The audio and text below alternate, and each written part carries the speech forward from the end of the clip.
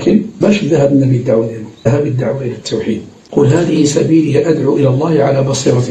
اللي بغى يتبع السبيل ديال النبي صلى الله عليه وسلم، الطريقة ديال النبي عليه الصلاة والسلام، إلا بغى يدعي الناس يدعوهم أولا إلى توحيد الله تبارك وتعالى، وبينهم التوحيد.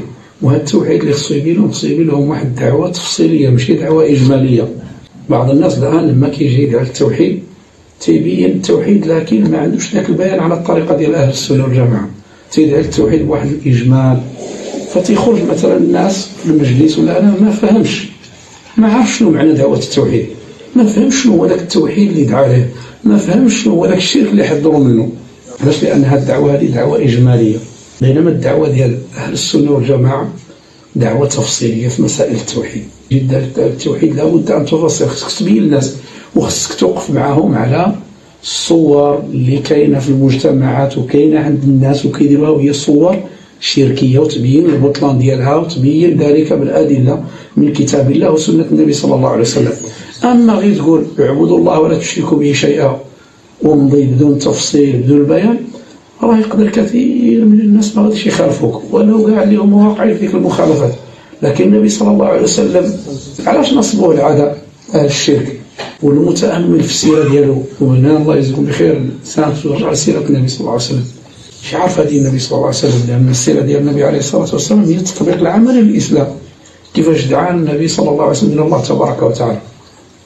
فهذيك الفترة اللي كانت الدعوة تسمى الدعوة المكية، المنزل عليه الوحي عليه الصلاة والسلام كان يدعو إلى التوحيد، يطوف في الأسواق يقول يا قوم قولوا لا إله إلا الله تفلحوا، يدعو إلى توحيد الله تبارك وتعالى، قولوا لا إله إلا الله تفلحوا.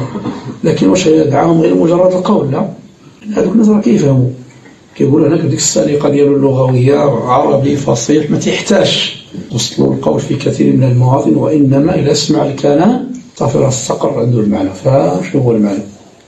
قولوا لا إله إلا الله تفلحوا، لا إله فكل شيء يعبد من دون الله، ما كان تعلق بشيء من غير الله عز وجل، لا نبي ولا ملك ولا ولي ولا حجر ولا جن ولا أي شيء، وإنما التوجه في العبادة يكون إلى الله تبارك وتعالى، وأن العبادة حق لله عز وجل.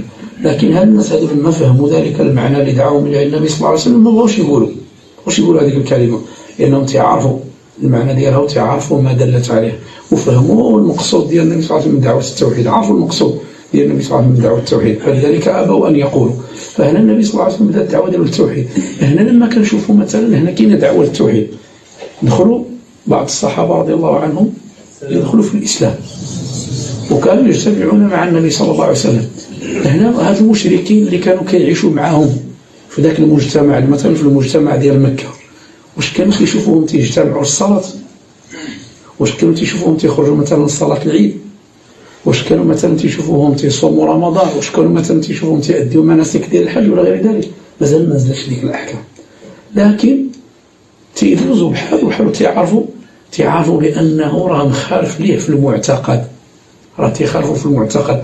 لذلك كانت هي أشد السنين على الصحابة رضي الله عنهم في الدعوة إلى الله تبارك وتعالى هي ديك الفترة ديال مكة. علاش؟ لأن كان خلاف فيها في المعتقد، ولأن كانت الدعوة ديال النبي صلى الله عليه وسلم دعوة تفصيلية، لأنهم يعني كانوا يجوا عنده ويجتمعوا حول النبي صلى الله عليه وسلم ويقولون أنت الذي تقول كذا وكذا، واش أنت اللي كتقول كذا وكذا؟